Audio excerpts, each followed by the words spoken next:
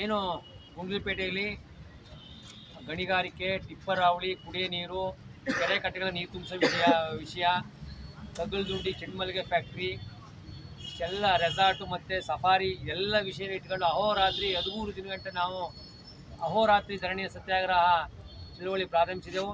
ಸ್ಥಳಕ್ಕೆ ಏನು ಜಿಲ್ಲಾಧಿಕಾರಿಗಳು SP ಅವರು ಬಂದು ನಾವು ಇದನ್ನ ಎಲ್ಲ ಸಭೆಗಳನ್ನ ಕರೆದು ನಿಮಗೆ ಹಂತವಾಗಿ ನಾವು ಕೇರಳಕ್ಕೆ ನಾವು ಯಾವುದೇ ಕಾರಣಕ್ಕೂ ನಮ್ಮ ಸಂಪತ್ತನ್ನು ಕೇರಳಕ್ಕೆ ಕೊಡಬಾರ್ದು ಮತ್ತು ಟಿಪ್ಪರ್ ಹಾವಳಿಗಳನ್ನ ನಿಲ್ಲಿಸಬೇಕು ಅಂತ ನಾವು ಒತ್ತಾಯ ಮಾಡಿದಾಗ ನಾವು ಡೈರೆಕ್ಟ್ರಿಗೆ ಲೆಟರ್ ಬರೆದಿದ್ದೀವಿ.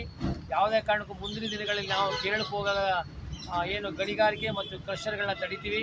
ಜೊತೆ ಇಲ್ಲಿಗಲ್ ಏನು ಗಣಿಗೆ ನಡೀತಾ ಇವೆ ಅವನ್ನು ಸಹ ನಿಲ್ಲಿಸ್ತೀವಿ. ಜೊತೆಗೆ ಕೆರೆಗಳಿಗೆ ಮುಂದಿನ ವಾರದಲ್ಲಿ ನಾವು CNN ಸಭೆ ಕರೆದು ನಿರಂತರವಾಗಿ ನಿಮಗೆ ನೀರು ಬಿಡೋ ಅಂಥ ಒಂದು ಕಾರ್ಯಕ್ರಮವನ್ನು ಸಹ ಮಾಡ್ತೀವಿ. ಹಾಗಾಗಿ ಕಗ್ಗಲದುಂಡಿ ಫ್ಯಾಕ್ಟ್ರಿ ಇರ್ಬೋದು ಮತ್ತು ಸಫಾರಿ ಈಗಾಗಲೇ ಅದು ಕೋರ್ಟಲ್ಲಿದೆ. ಹಾಗಾಗಿ ರೆಸಾರ್ಟು ನೋಟಿಸ್ ಕೊಟ್ಟಿದ್ದೀವಿ ಅಂತ ಹೇಳಿ 1 ವಾರ ಟೈಮ್ ತಗೊಂಡಿರೋ ಜಿಲ್ಲಾಧಿಕಾರಿಗಳು. ಹಾಗಾಗಿ ನಮ್ಮ ಉದ್ದೇಶ CM ಕಪ್ಪೋಟ ಹಿಡಿಬೇಕು, ಉಸ್ತುವಾರಿ ಸಚಿವರು ಅದಲ್ಲ, ಸಮಸ್ಯೆ ಬಗೆಹರಿಯೋದು. ಹಾಗಾಗಿ 1 ವಾರ 10 ದಿನ ಟೈಮ್ ಕೊಟ್ಟಿದ್ವಿ.